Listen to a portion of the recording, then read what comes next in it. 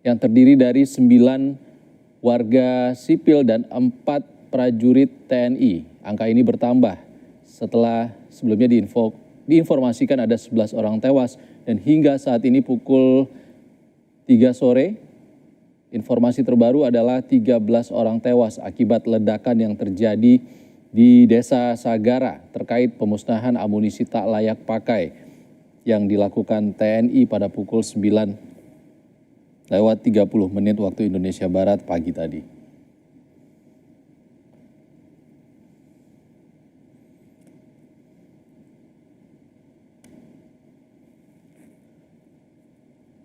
Saudara, ledakan terkait pemusnahan amunisi tak layak pakai dilakukan atau terjadi di kawasan pesisir pantai Cibalong, Kecamatan Pamengpek, Kabupaten Garut, sekitar pukul 9:30 pagi tadi, dan berubah menjadi sebuah tragedi yang memilukan setelah terjadi ledakan yang merenggut 13 nyawa, terdiri dari 9 warga sipil dan 4 prajurit TNI.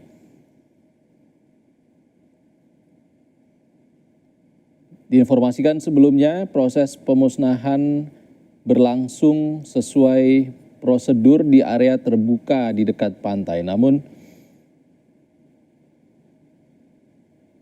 ledakan terjadi hingga menewaskan 13 orang dan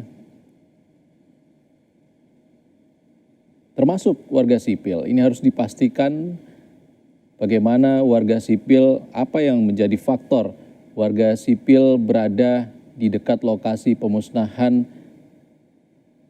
amunisi tak layak pakai yang dilakukan oleh TNI.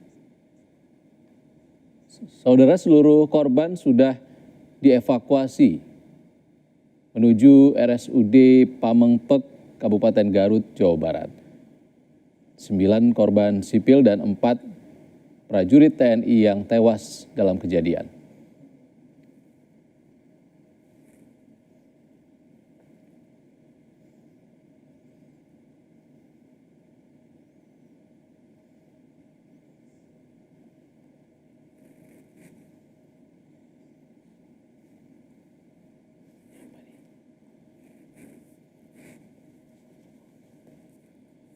Saudara, sebelumnya TNI mengatakan prosedur pemusnahan amunisi yang tak layak pakai yang dilakukan oleh TNI di kawasan pantai Pamengpek, Garut, Jawa Barat ini sudah dilakukan sesuai prosedur dan pemberitahuan kepada warga sipil terkait dengan adanya pemusnahan amunisi tak layak pakai sudah diinformasikan kepada warga setempat dan juga dilakukan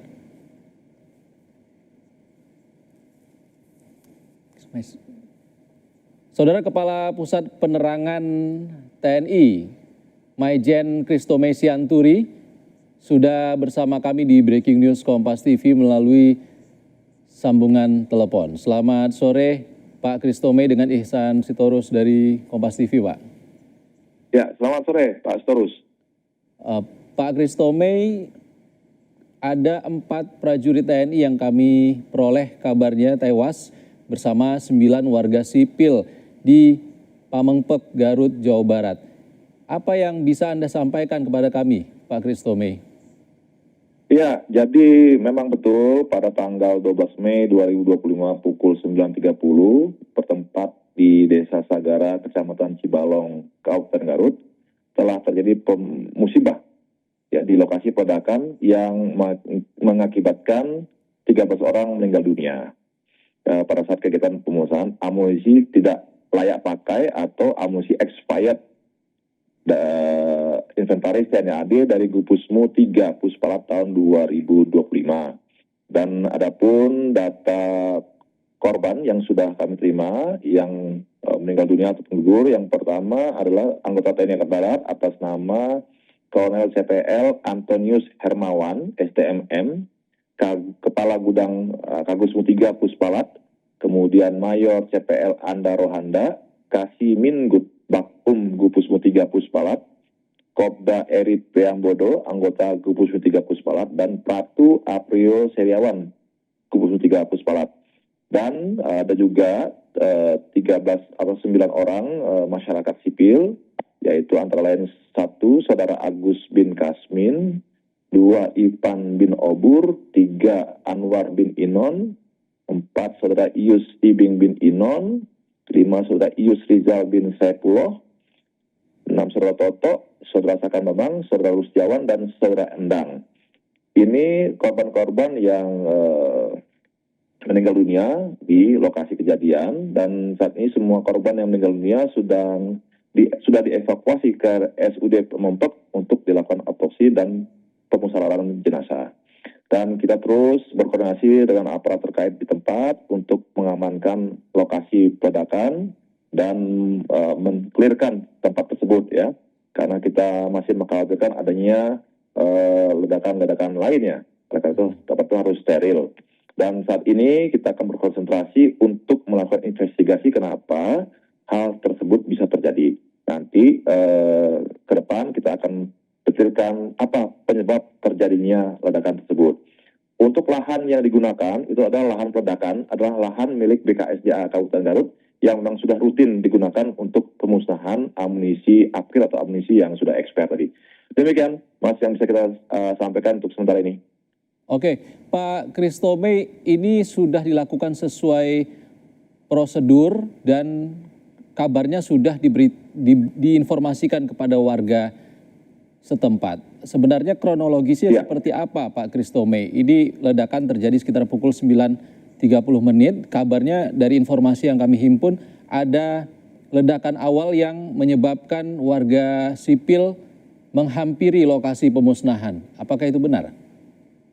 Ya, nanti kita akan dalami hasil investigasi apa yang menyebabkan bisa terjadi demikian. Artinya memang biasanya kebiasaan di tempat di sana adalah apabila selesai peledakan, gitu ya, masyarakat datang untuk mengambil sisa-sisa ledakan tadi, apakah serpihan logamnya yang dikumpulkan, kemudian tembaga atau besi yang memang bekas dari misalnya granat, bekas dari mortir. Nah itu yang biasanya masyarakat mengambil logam tersebut, gitu ya. Nah, nanti kita lihat, kita akan dalami lagi kenapa itu bisa terjadi, sehingga mungkin ada ledakan kedua atau detonator yang belum meledak sebelumnya, sehingga ketika masyarakat meledak sana terjadi ledakan susulan. Tapi itu nanti itu baru dugaan awal ya, kita akan dalami lebih lanjut. Demikian Mas.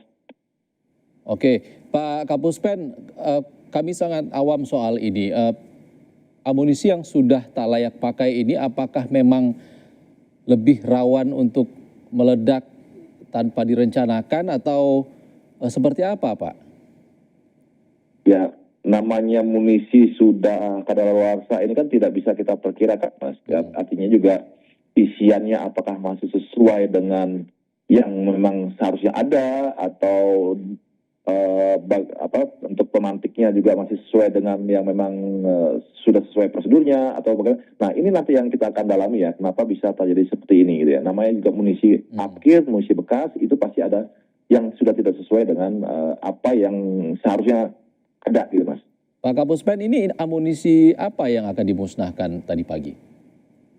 Ya, ada beberapa macam munisi, ada granat, ada sisa mortir ya, yang memang belum sempat dipakai, tapi sudah lewat masa pakainya atau kadaluarsa, sehingga munisi-munisi tersebut memang rutin bagi kita TNI untuk memusnahkan benda-benda atau sisa-sisa munisi yang tidak terpakai tadi, Mas.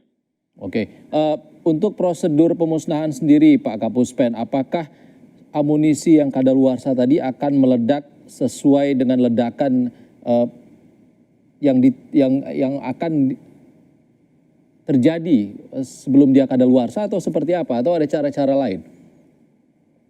Nanti hal-hal detail dan teknis akan kita sampaikan lebih lanjut. Sementara ini saya baru bisa menyampaikan apa yang terjadi di sana, kemudian saat ini sedang diadakan otopsi dan pemulasaran jenazah di RSUD sambil kita mensterilkan tempat kejadian. Demikian Mas. Sedikit lagi Pak Kapuspen, ada 9 warga sipil yang tewas pada kejadian ini. Sebenarnya prosedurnya seperti apa Pak? Ada jarak radius yang dipastikan TNI tidak ada warga sipil di sana saat pemusnahan? Kan tadi di awal sudah saya sampaikan, Mas, sebetulnya itu kebiasaannya adalah masyarakat ketika setelah selesai ledakan dikira aman, mereka merapat ke lokasi kejadian. Nah, itu yang akan kita dalami nanti, apakah semua SOP itu sudah dikerjakan atau belum, gitu ya. Nah, saat ini kami belum bisa mengandai-andai, belum bisa menduga, karena kita juga baru menerima laporan ini, laporan yang sifatnya sementara. Gitu ya, Mas ya. Oke. Terakhir Pak, sisa-sisa amunisi yang masih kadaluarsa yang belum sempat dimusnahkan seperti apa Pak? Apa sudah diamankan? Sudah, Mas, sudah. Sementara sudah diamankan. Makanya tadi kan saya sampaikan bahwa tempat itu saat ini sedang disterilkan karena kita masih menduga adanya sisa munisi yang belum meledak lainnya. Nah, saat ini kita mensterilkan agar jangan ada personel atau masyarakat yang mendekati tempat tersebut. Demikian, Mas. Baik, terima kasih Kapuspen TNI, Majen Christomei Sianturi sudah berbagi informasi bersama kami di Breaking News Kompas TV. Terima kasih Pak Kapuspen.